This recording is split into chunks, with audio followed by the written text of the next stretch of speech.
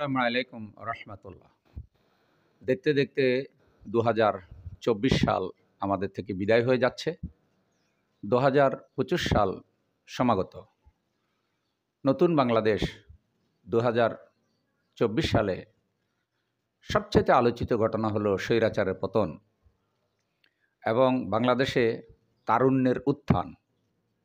তরুণরা যে চাইলেই একটা সমাজ পরিবর্তন করতে পারে, একটা অসাধ্যকে সাধন করতে পারে, তার প্রমাণ হলো সেই জুলাই আগস্টের বিপ্লব। 31st নাইট সমাগত। তরুণদের কাছে আমাদের প্রত্যাশা, এই দিবসে যেন অতীতের মতো কোনো অশ্লীলতা, বেহায়াপনা, মদ, নেশা, অশ্লীল নাচ গান এগুলির ব্যাপকতা দেখা না যায়।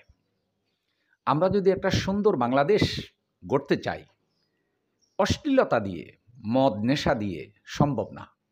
পশ্চিমারা এসব কালচার অনুসরণ করেছে, কিন্তু ফলাফল হিসাবে তাদের পরিবার প্রথা ধ্বংস হয়ে গেছে, তাদের দেশে জারজ সন্তান বেড়ে গিয়েছে, বিবাহের মর্যাদা নষ্ট হয়ে গিয়েছে, মানবিকতা শেষ হয়ে গিয়েছে, পার্শ্ববিকতার উন্নতি হয়েছে।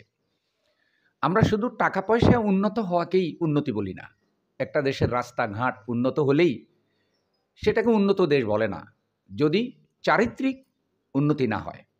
মানুষের শালীনতা, ভদ্রতা, হায়া, লজ্জা যেগুলি মানুষকে সত্যিকারে মানুষে পরিণত করে, সেগুলির উন্নতি হলেই একটা দেশ উন্নতি লাভ করে। দুর্নীতি, সন্ত্রাস, চাঁদাবাজি এগুলি দেশের জন্য অনেক বড় বিপদ। সেই সাথে অশ্লীলতা, মদ, নেশা, জুয়া, এই যে কালচার ছাত্র জনতার একটা অংশকে প্রভাবিত করেছে। তরুণদের জন্য এটা বড় চ্যালেঞ্জ।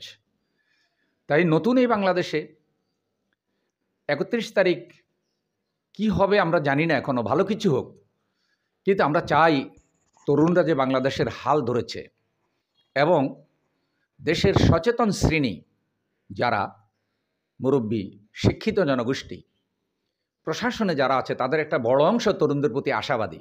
ষড়যন্ত্রকারীরা যেমন আছে, আশাবাদী যারা তরুণদেরকে পছন্দ করে তারাও আছে। সুতরাং তরুণদেরকে থেমে গেলে চলবে না।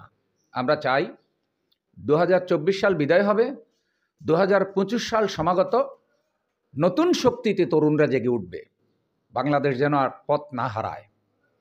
আবার যদি কোনো অন্যায় অত্যাচারকারীদের কবলে বাংলাদেশ পড়ে, তাহলে শুধু তরুণরাই বিপদে পড়বে না, বিপদে পড়বে পুরো জাতি।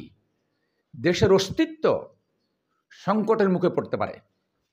তাই আমাদের প্রত্যাশা 31st নাইটকে কেন্দ্র করে যেন কোনো অশ্লীলতা, কোনো বেহায়াপনা, কোনো ধরনের লজ্জাহীনতার কাজ না ঘটে, বরং আল্লাহর কাছে দোয়া করা যে আল্লাহ, একটি বছর চলে গেল, গুনাহ খাতা মাফ করে দাও, এবং এই বছরে আমাদের দেশে যে বিপ্লব সাধিত হয়েছে সেই বিপ্লবের চেতনা 2025 সালে আল্লাহ আমাদেরকে বাস্তবায়ন করার তৌফিক দাও। আমিন। আসসালামু আলাইকুম রহমতুল্লাহ।